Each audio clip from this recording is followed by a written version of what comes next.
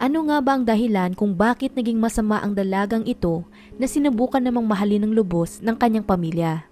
Ipinanganak nga ba talaga siya para maging ganoon dahil sa pagpapalaki rito o di naman kaya ay dahil sa kanyang naging environment? Magandang araw at welcome mga kakwentuhan. Sa mga taong mahilig sa mga true stories, true crime at kakaibang kwento, please subscribe and i-turn on ang notification bell para lagi kayong updated sa ating mga video. Simulan na natin ang kwento. Sa estado ng Georgia, ang industriya ng agrikultura, pagmimina at pagmamanupaktura ay ang nangingibabaw ng kabuhayan sa kanilang lugar. Ang violent crime rate dito ay mga 12% mas mababa kaysa sa national average, ngunit pagdating naman sa property crime rate nila, ito ay mga 17% namang mas mataas sa pangkahalatan. Sa kabila nun, dito piniling manirahan ng matandang mag-asawa na sina Wendy at Randall Bure sa maliit na syudad na nagngangalang Lawrenceville. Inilalarawan ang dalawa na may masayang pagsasama, may mabait na pamilya at lubos na ginagalang sa kanilang komunidad. Nang kasal sa loob ng ilang dekada, ang 63 years old na mag-asawa ay masasabi mong larawan ng isang halos perpekto at healthy na relasyon. Sa katunayan, kilala ang mga ito na madalas tumulong sa kahit anumang bagay sa kanilang komunidad at mag-volunteer din sa mga lokal na community centers. Ito ang dahilan kung bakit hindi sila nagdalawang isip nang humingi ng tulong ang kanilang anak na si Amanda upang patnubayan ang medyo suwail na teenager nilang apo. Ang hindi lang nila alam ng puntong iyon, ang pagtanggap nila kay Cassie sa kanilang tahanan ay magbabago ng lubos sa kanilang buhay.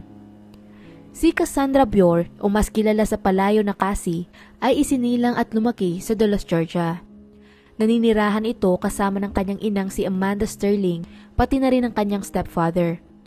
Bagaman walang masyadong available na detalye tungkol sa kanyang buhay noong siya ay bata pa, ayon sa mga nakakakilala sa kanyang mga lokal, lumaki daw ito sa isang magulo at problemadong tahanan. Nang walang ama para gumabay sa kanya, lalo lang itong naging wild at suwail na dalaga na wala man lang kahit konting manners. Nagkulang ito sa gabay mula sa pareho niyang mga magulang na hinahayaan lamang ito ng kanyang ina na gawin ang kahit anumang gusto niya kahit anumang oras. Nagresulta ito sa mga gulo kung saan na-involve na rin ang pulisya, lalo na nang tumungtong siya sa edad na 16 years old. Halimbawa na lang doon ay ang underage drinking, paggamit ng marijuana, shoplifting, domestic assault, hindi pagpasok sa paaralan at paglayas mula sa kanilang bahay. Bukod pa roon, napasama na din ito sa mga maling tao na hindi rin nakakatulong na maging mabuting impluwensya para sa kanya. Nang napuno na ang kanyang ina sa hindi niya itong makontrol na pag-uugali, huli na ang lahat para baguhin pa ito. Nakadevelop na si Cassie ng makasariling pag-uugali kung saan dapat, kung ano ang gusto niya, yun ang nasusunod.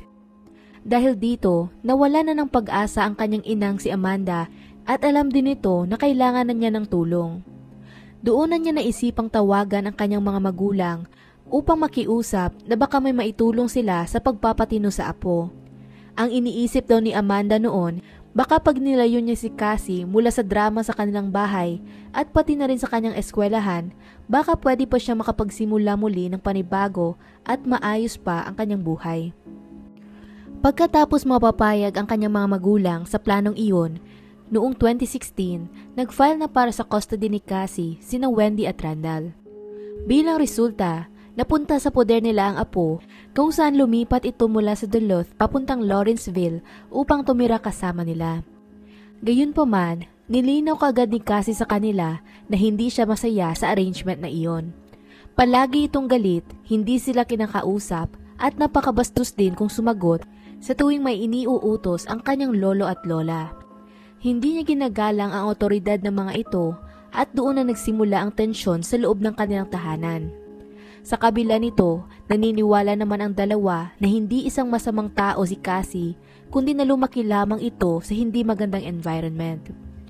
Sa pagnanais nilang makuha ang loob ng kanilang apo, kung saan kasama na rin doon ang maturuan siya ng disiplina, nilahad nila rito ang mga simpleng bagay na kanilang inaasahan. Halimbawa na lamang ay bawal itong sobrang gabihin sa labas, bawal siyang manigarilyo at uminom ng alak, Dapat pumasok siya sa eskwelahan araw-araw at kinakailangan niya ring tapusin sa takdang oras ang kanyang mga assignments. Mga karaniwang bagay na dapat naman talagang ginagawa ng isang teenager. Gayunpaman, ibang-iba talaga si Cassie. Wala itong intensyon na baguhin ang kanyang pamumuhay at lalo na ang kanyang pag-uugali. Nasanay na ito ng ilang taon na hinahayaan lang siya ng kanyang ina na gawin ng kahit anong bagay na gustuhin niya at halos natatakasan niya lang din ang mga gulo na ginagawa niya nang walang konsekwensya. Noong una, pinanatili pa ni na Wendy at Randall ang kapayapaan sa bahay at ginawa ang lahat upang maging pasensyoso kay Cassie. Naiintindihan din kasi nila na kinakailangan pa nito ng konting oras para makapag-adjust. Ang hindi lang nila natansya ay ang katigasan ng ulo nito at ang mahigpit na kagustuhan niya na masunod ang kanyang mga layaw sa kahit anumang paraan.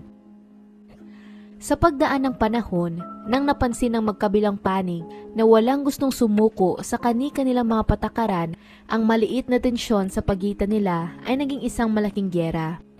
Kaya sa kabila ng pag-enroll niya sa lokal na high school sa lugar na Peachtree Ridge, hindi tumagal ang pagpasok niya doon.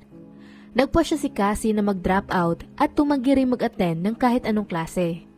Dahil dito, mas naging malaya pa siya na magpalaganap ng gulo sa bayan ng Lawrenceville. Ayon sa mga police records, 31 times silang naipatawag sa tahanan ng mga Bjork mula 2016 hanggang 2017. Siyam sa mga tawag na iyon ay mula sa kanilang mga kapitbahay na madalas raw makarinig ng sigawan at malakas na kalabog sa loob ng tahanan. Ang 18 naman sa mga tawag ay nagmula mismo kina Wendy at Randall para i-report ang bawat pagkakataon ng paglayas ng kanilang apo. Habang ang iba namang natitira ay ang mga report tungkol sa iilan nilang pag-aaway kung saan minsan umaabot na ito sa pananakit ni Cassie sa kanila, pati na rin ang iligal na pag-inom at paninigarilyo nito sa loob ng bahay. Sa kasamaang palad, lalo lang lalala ang mga kilos niyang ito sa pagdaan ng panahon. Noong winter ng 2016, dumating ang kapulisan sa tahanan ng mga Pure pagkatawag ng mag-asawa sa kanila upang i-report na inasulto ni Cassie si Wendy. Ayon sa opisyal na report, nagtalo daw silang dalawa pagkahuli nito sa dalaga na umiinom na naman ng alak. Nang sinabihan niya itong dahan-dahan lang sa kanyang mga pananalita, kumuha si Cassie ng isang basong puno ng tubig at itinapon iyon sa kanyang lola. Sa kabutihang palad, hindi iyon direktang tumama kay Wendy bago nabasag sa pader sa likuran nito. Kaya masasabi mo na ang ugali ni Cassie ay sadyang nakakabahala na at delikado dahil maaari niya sanang napuruhan ang kanyang lola pag nagkataon. Nang kinausap na ng mga officer ang dalawa, naging klaro naman sa kanila na wala man lang pakialam si Cassie sa nangyari. Habang nagpapaliwanag kasi ng kalmado si Wendy, patuloy naman ang pagsabat ni Cassie, iniinsulto ng harap-harapan ng kanyang lola at maging ang mga officers. Kaya bagaman walang legal na aksyon ang naganap ng panahong iyon, halatang punong-puno na ang mag-asawa sa kawalan ng respeto ng dalaga sa kanila. May malalim itong galit sa kahit sino mang may otoridad sa kanya at hindi niya talaga gusto ang pakiramdam na nalilimitahan ang pwede niyang gawin. Ito ang dahilan kung bakit palagi itong naglalayas na kung minsan ay umaabot pa nga ng ilang araw. At sa bawat pagkakataong ito ay nangyayari, nagpo-post naman ang lola niya sa Facebook para humingi ng tulong na mahanap ito dahil sa kanilang pag-aalala. Ang araw ng April 1, 2017 ay wala ring pagkakaiba doon.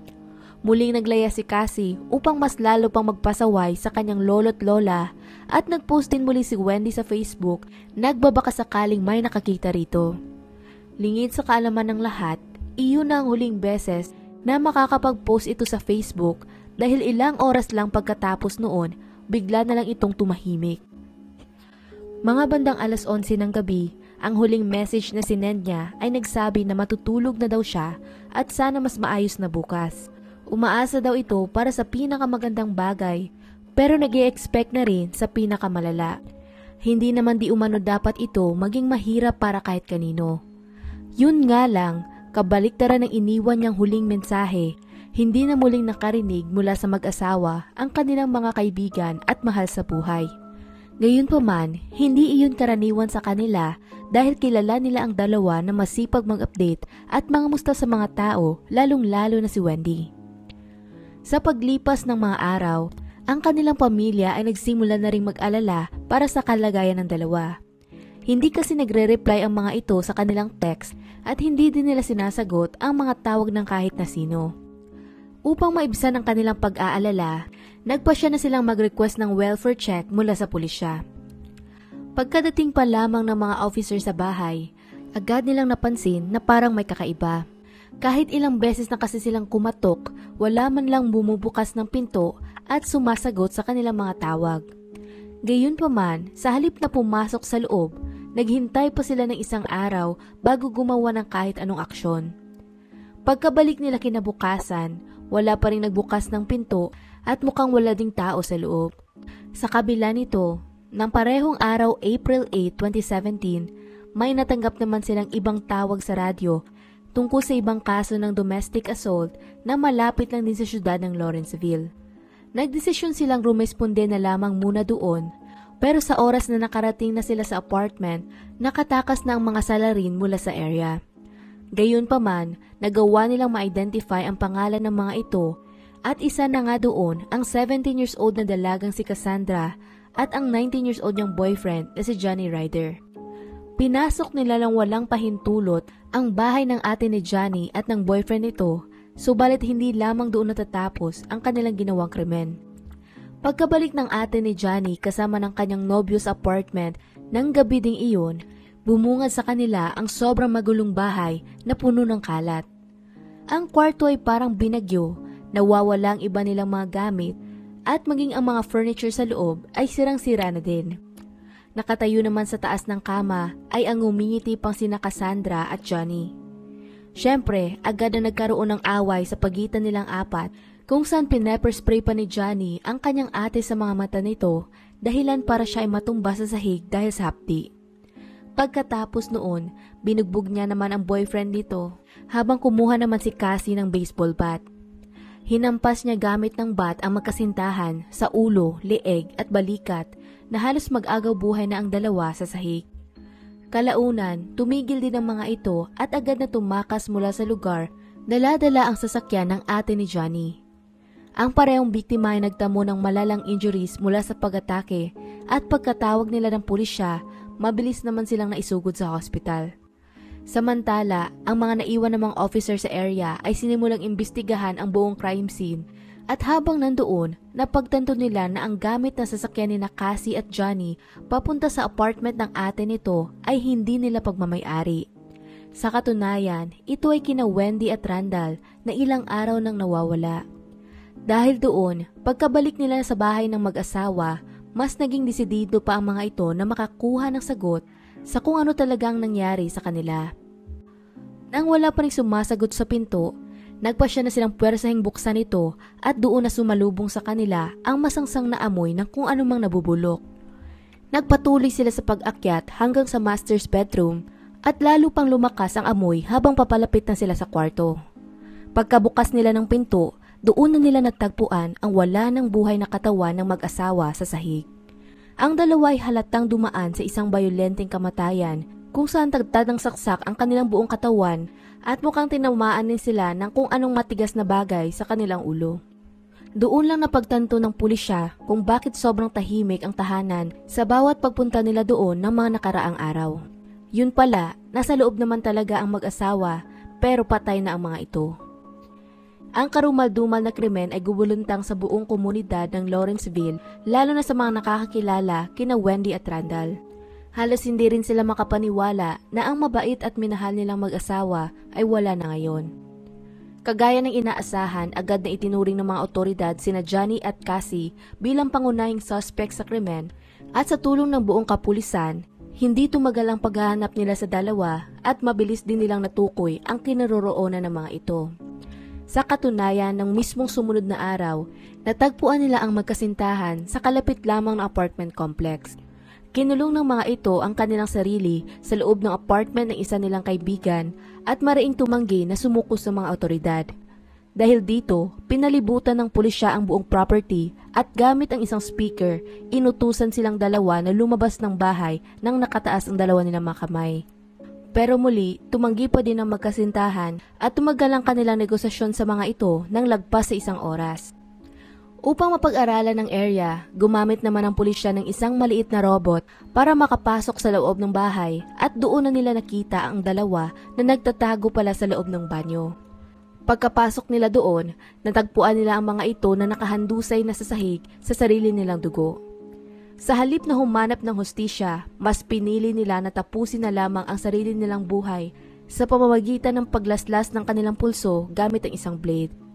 Sa kabutihang palad, hindi sila nagtagumpay sa pagpapakamatay. Naabutan sila ng pulisya sa tamang pagkakataon at nagawa ng mga ito na bigyan sila kaagad ng medikal na atensyon. Pagkagamot sa kanilang mga sugat, agad nilang dinala ang magkasintahan sa presinto at hindi man lang tumagal ng ilang oras bago sila nagsisihan. Ito ay karaniwan na nating makikita sa mga magnobyo o mag-asawang killer, kung saan sa huli, palagi nilang tinuturo ang isa bilang ang may kasalanan sa lahat. Ayon sa salaysay ng dalawa, pareho nilang sinabi na isa lang di umano ang pumatay kay Wendy at Randall habang tumingin lamang sila sa gilid. Gayunpaman, habang nasa ilalim ng interogasyon, si Cassie ang unang sumuko at nagsabi ng totoong nangyari noong gabi ng krimen. At ang mga sumusunod ay ayon sa ibinigay niyang salaysay sa pulisya. April 1, 2017. Punong-puno na di umano si Cassie sa kanyang lolo at lola dahil sa pagsubok nilang kontrolin ang kanyang buhay. Ayaw na niya ng pagdidisiplina ng mga ito, kaya pagkatapos niyang lumayas, nakipagkita siya sa kanyang nobyong si Johnny upang bumuo ng isang malagim na plano na patayin ang kanyang sariling lolo at lola. Pinag-usapan nila kung paano aatakihin ang mga ito hanggang sa kung paano nila ililigpit ang kanilang mga katawan. Nang gabi ding iyon, pumarada sila sa harap ng bahay ng mga Bjork at naghintay hanggang sa patayin ng mag-asawa ang mga ilaw. Nang napapalibutan na ng dilim ang buong bahay, doon na sila maingat na pumasok sa loob habang naghahanda namang magpahinga sina Wendy at Randall sa kanilang kwarto nang nag-aalala pa rin sa kalagayan ng kanilang nawawalang apo. Ang hindi nila alam, paakyat na pala ito sa kwarto nang may dalang tire iron, martilyo, baseball bat, kutsilyo at duct tape. Tahimik na naglakad ang dalawa patungo sa kwarto at pumosisyon sa labas lamang ng pinto. Pinakinggan daw nila kung natutulog na ba ang dalawa at nang napansin nila na wala ng kahit anong ingay, doon na sila pumasok sa loob. Si Johnny ang unang nag-initiate ng pag-atake kung saan tinarget nito si Randall at sumunod naman sa kanyang likuran si Cassie para atakin si Wendy. Hinila nito ang kanyang lola pababa ng kama at itinali ng duct tape ang kanyang mga kamay bago kinaladkad papunta sa banyo. Doon na niya ito sinaksak ng maraming beses sa kanyang katawan hanggang sa ito'y tuluyan ng binawian ng buhay. At sa loob lamang ng ilang minuto, 2 buhay ang nawala dahil sa mababaw na pag-iisip ng 2 teenager. Pagkasagawa nila ng karumal-dumal na krimen, inayos nila ang katawan ng mga biktima sa sahig ng kwarto bago sinelyuhan ang mga pinto at bintana gamit ang cork upang hindi naman lumabas ang masangsang na amoy kapag nagsimula ng mabulok ang mga labi nito. Pagkatapos noon, nilinis nila ang kanilang mga sarili at bumaba sa unang palapag ng bahay para mag-relax na wari ba'y walang kakilakilabot na krimen na nangyari. At kung hindi pa ito nagpapakita ng kawalan nila ng konsensya, nag-order din sila ng pagkain at nagpakabusog habang masayang nag-uusap tungkol sa kanilang ginawa. Ilang oras lang pagkalipas noon, inimbitahan nila ang kanilang mga kaibigan para magpa-party sa loob ng bahay, uminom ng alak at gumamit ng droga habang ang walang buhay na katawan ng kanyang lolo at lola ay nasa 2 palapag lamang. Sa mga sumunod na araw, nanalagi pa rin ang magkasintahan sa bahay bago sila umalis noong April 7, 2017 upang puntahan naman ang bahay ng kapatid ni Johnny at atakihin din ito. Pangalawa lamang sila sa mahabang listahan ng mga taong gusto nilang patayin. Tumagal ng ilang araw bago nadiskubre ng pulisya ang mga labi ni na Wendy at Randall, kaya natagalan din ng ilang oras ang forensic cleanup team para malinis ang buong crime scene. Nang puntong iyon, dahil sa pag-amin ni Cassie sa krimen, naging klaro na sa pulisya na pareho silang responsable ng kanyang nobyo sa nangyaring pagpatay. Bukod pa doon, nilahad din ng dalaga na plano nilang patayin ang buong pamilya ni Johnny at isunod ang kanyang sariling ina na si Amanda. Sa katunayan, bago sila nahuli, nakarating na sila sa bahay ng mga magulang ng nobyo. Yun nga lang, nagbago ang isip nito kalaunan nang may nakita siyang dalawang sasakyan na hindi niya kilala sa kanilang garahe. Inilarawan ng mga pulisya ang kasong ito bilang kakaiba at sadyang nakakabahala dahil wala pang ganoong kabrutal na pagpaslang sa kanilang bayan dati, lalo na at ang killer ay isang teenager na babae pa. Dahil dito, marami sa mga mamamayan ng Georgia ang gustong mabitay ang dalawa, habang ang iba naman ay nakikisimpat siya sa kanila dahil sa napakabata pa nilang edad.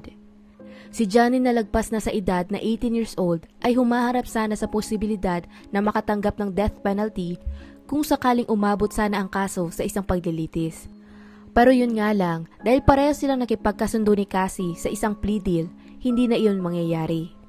Kapalit ng pag-plea ng guilty sa pagpatay kina Wendy at Randall Bure at gayon din sa kasong aggravated assault at theft, ang dalawa ay nakatanggap ng sentensyang habang buhay na pagkakakulong nang may posibilidad na makakuha ng parol pagkatapos ng 60 years. Nang binigyan sila ng pagkakataong magsalita, nagpakita ng malaking pagsisisi si Johnny sa kanilang nagawa at humingi ng patawad sa kanyang pamilya at pati na rin sa mga naiwang kamag-anak ng kanilang mga biktima. Ayon pa sa sarili niyang mga salita, ang krimeng naganap ay sadyang masama at nakakakilabot at alam niya ring di umano sa kanyang puso na karapat-dapat lang siyang mapunta sa impyerno. Samantala, hindi naman piniling magsalita ni Cassie at sa halip tahimik lang itong umiyak sa gilid. Hindi natin alam kung umiiyak pa siya dahil sa pagkamatay ng kanyang lolo at lola o baka dahil sa habang buhay na siyang mabubulok sa kulungan. Sa tingin ko, ang pangalawa. Dahil kitang-kita naman na para wala talaga itong konsensya. Nagbigay din ng salaysay ang ina ni Cassie na si Amanda at ayon naman sa kanya, hindi pa rin daw ito makapaniwala sa mga nangyari. Hindi niya kailanman di umano naisip na kayang gumawa ng ganoong kasamang bagay ang kanyang anak. Si Wendy at Randall ay mabubuting mamamayan ng Lawrenceville na nagsusumikap lamang na makatulong sa iba. Yun nga lang, dahil sa pagnanais nilang makatulong sa kanilang anak at apo, sarili nilang buhay ang naging kabayaran nito. Si Cassie ay lumaking spoiled brat at nasanay na nasusunod ang kahit anumang gusto niya. Ito rin ang isang dahilan kung bakit hindi siya marunong makinig sa mga nakakatanda sa kanya. Ayaw niyang makontrol ng ibang tao at malipitahan ang kanyang kalayaan. Pero sa kanyang ginawa, yun din mismo ang mga bagay na mawawala sa kanya panghabang buhay. Dahil ngayon, mabubulok na siya sa loob ng kulungan nang walang kalayaang gawin ang kahit anumang gusto niya, kahit anumang oras. At hanggang dito na lang ang kwento natin para sa araw na ito. Anong masasabi ninyo sa kaso? Kung nagustuhan nyo ang video na ito, maaari mong i-check ang ating channel para sa iba pang mga kwento. Muli, salamat sa inyong pakikinig at hanggang sa susunod, mga kakwentuhan.